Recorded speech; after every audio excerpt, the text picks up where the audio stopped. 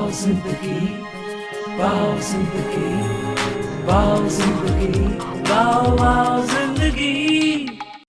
Hello दोस्तों, आज के इस वीडियो में हम उन 21 बातों के बारे में जानेंगे जो हमें श्री भागवत गीता से सीखने को मिलती है। सृष्टि के सबसे बड़े मोटिवेशनल स्पीकर श्री कृष्ण द्वारा दिया गया है और जिसको बड़ी आसानी से समझकर और आसानी से फॉलो करके कोई भी इंसान वो सब पा सकता है जो वो चाहता है। चाहे खुशी पाना हो, चाहे सफलता पानी हो, या चाहे मैनेजमेंट सीखना हो, या चाहे अपनी जिंदगी बेहतर बनानी हो, श्री भागवत गीता से ज्यादा महान कोई और दूसरा कोर्स नहीं हो सकता। सीख नंबर 1, इस दुनिया में कुछ भी अच्छा या बुरा बिना किसी कारण के नहीं होता।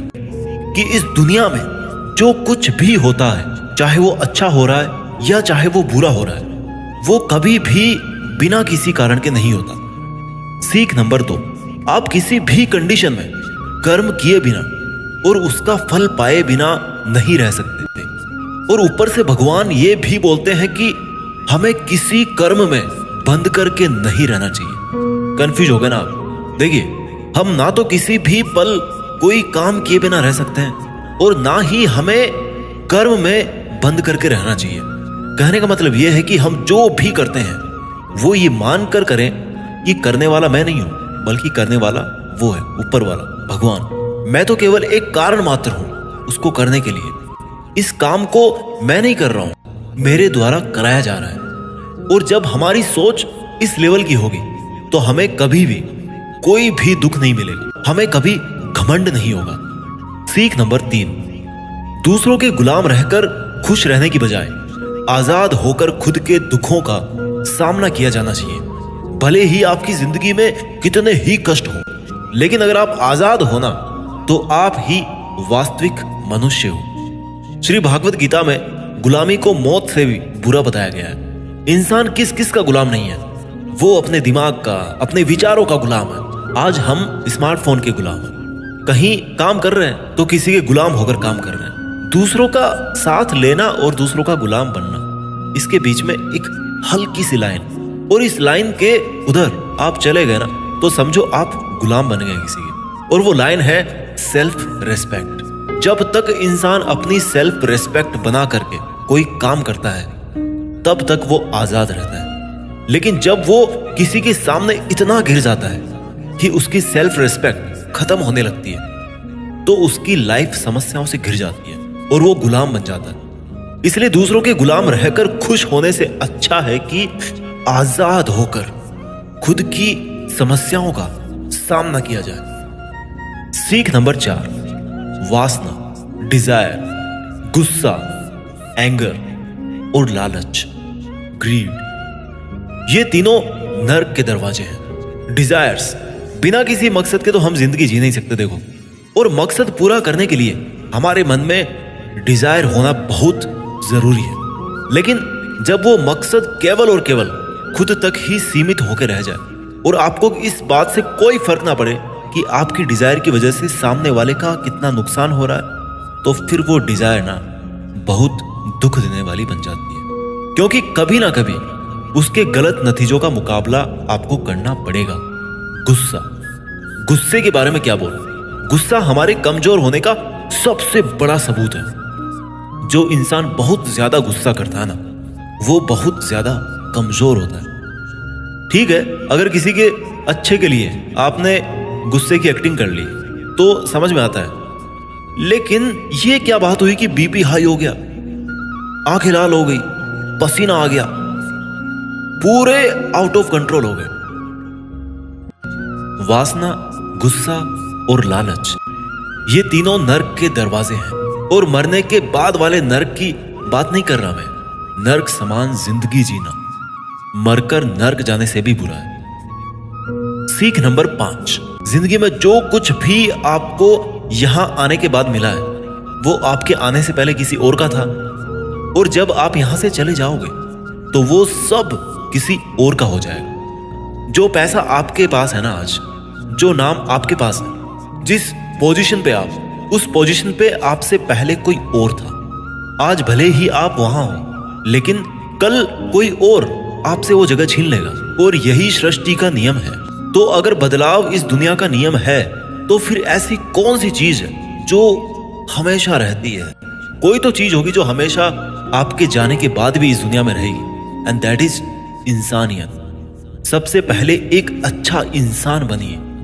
हर एक मनुष्य उस परमात्मा का अंश है और हमारे सीधे तार उस परमात्मा से जुड़े हुए हैं। हमारी आत्मा कभी गलत नहीं हो सकती, पर हम शरीर के सुखों के लिए गलत कामों में लग जाते हैं और उनका नतीजा भी गलत होता है। खैर छोड़िए, आज हमारे पास जो कुछ भी है, चाहे हमारा प्यार हो, कोई रिश्ता हो, पैसा हो या नाम हो, वो हमसे एक ना एक दिन जरूर छिन जाएगा, जरूर दूर चला जाएगा। और यही इस सृष्टि का नियम है कि जो कल किसी और का था वो आज आपका है, लेकिन आज जो आपका है ना, वो आने वाले कल में किसी और का हो जाएगा। इस वीडियो की सीख नंबर 6 है, आज आप अपनी जिंदगी में जो कुछ भी हो वो केवल और केवल आपकी सोच की वजह से, खुद के सेल्फ बिलीफ की वजह से है। अगर एक भिखारी भी अमीर बनना चाहता है ना, और अगर वो बनना चाहे तो वो अमीर बन सकता है। इस दुनिया के किसी माई के लाल में इतनी हिम्मत नहीं है कि उसको अमीर बनने से रोक सके। और अगर एक अमीर बर्बाद होना चाहता है, वो भी आसान है। अगर आप अपना मार्ग नहीं भटकते तो वो केवल और केवल आपकी सोच की वजह से है। अगर आपने अपने मन में किसी मंजिल को जीत लिया है तो उसको एक्चुअल में जीतना मात्र एक औपचारिकता रह जाती है। भागवत गीता से मिलने वाली और इस वीडियो की 7वीं सीख है, इस दुनिया में सबसे शांत इंसान केवल वो है जिसकी बुद्धि और आत्मा दोनों एक पक्ष में है, जिनका दिमाग और दिल एक तरफ है। सुनने में अजीब है, वो इंसान कभी भी खुश नहीं रह सकता जिसके विचारों में बहुत सारी इच्छाएं होती हैं। और जब इच्छाएं पूरी नहीं होती ना, तो उस बंदे के अंदर क्रोध पैदा होने लगता है कि मेरा ये काम क्यों नहीं हो रहा। हमारे मन के अशांत रहने का सबसे बड़ा कारण यही है कि हम बहुत सारी डिजायर्स के पूरे होने की शर्त पर खुशियों को बांध के रख देते हैं। जबकि हैप्पीनेस क्या है? It's the state of mind. खुशी एक मानसिक अवस्था होती है। इसलिए ही कहा जाता है कि जो आपका मन करे वो कीजिए। सीख नंबर 8, कोई भी काम अच्छा और बुरा केवल एक वजह से बनता है कि उसको करने के पीछे आपका इरादा कैसा है। क्या आप उस काम को इसलिए कर रहे हैं कि जिससे आपका कोई स्वार्थ पूरा हो, या आप उस काम को इसलिए कर रहे हैं कि किसी का भला हो जाए?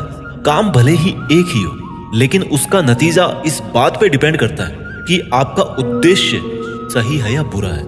महाभारत के युद्ध में लड़ाई पांडव भी कर रहे थे और लड़ाई कौरव भी कर रहे थे, पर दोनों के उद्देश्य बिल्कुल विपरीत थे। पांडव धर्म के लिए युद्ध कर रहे थे और कौरव अधर्म के लिए।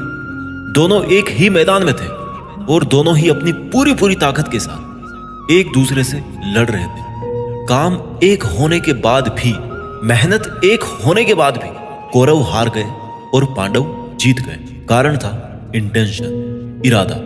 एक का इंटेंशन सही था, दूसरे का गलत था। इस वीडियो की और भागवत गीता की 9वीं सीख है, सच्चाई और अच्छाई को ना कभी हराया जा सकता है और ना कभी छिपाया जा सकता है। इसलिए सच कहने से और अच्छे काम करने से कभी मत डरिए। इस विषय के बारे में भगवान बुद्ध भी कहते हैं कि सच्चाई और सूरज को ज्यादा देर तक छिपाया नहीं जा सकता। एक वक्त आने पर उनको दुनिया के सामने आना ही होता है।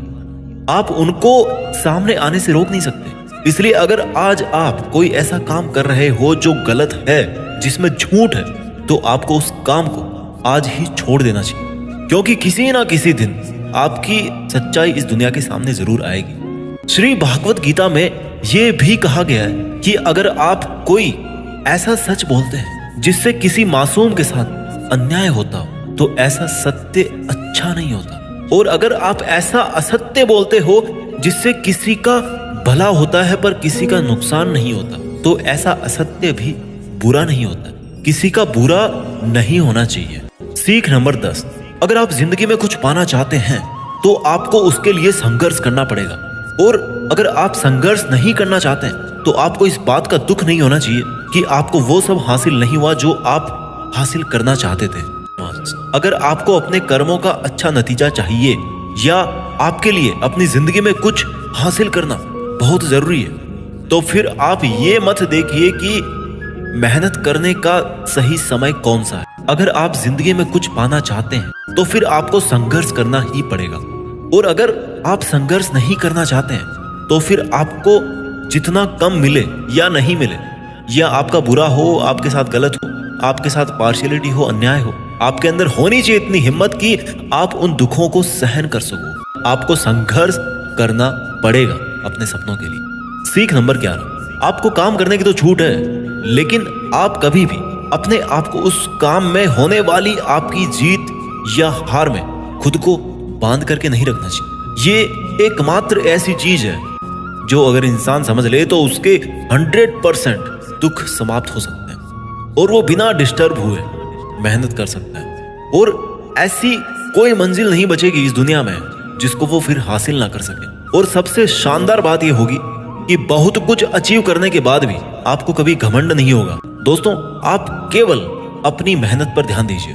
कोई आपको लूजर कहे या आपको फेलियर कहे, आपका काम है केवल काम करना, अपना काम करते रहें। सीख नंबर 12, इस दुनिया में हम सब अपने आप को बेहतर बनाने के लिए आए हैं, कुछ बेहतर सीखने के लिए आए हैं। और जो ऐसा नहीं कर रहा ना, वो हर दिन मर रहा है। इंसान का नाश 2 तरह से होता है। एक तो जब उसका शरीर बूढ़ा हो जाए और रगों में खून दौड़ना बंद हो जाए और दिल काम करना बंद कर दे, तो उसकी मौत हो जाती है, जिसको हम सब जानते हैं, ठीक है। और दूसरी मौत कब होती है इंसान की? दूसरा नाश कब होता है? जब वो अपने मन से हार जाता है, तो इंसान भी जिंदा लाश की तरह हो जाता है।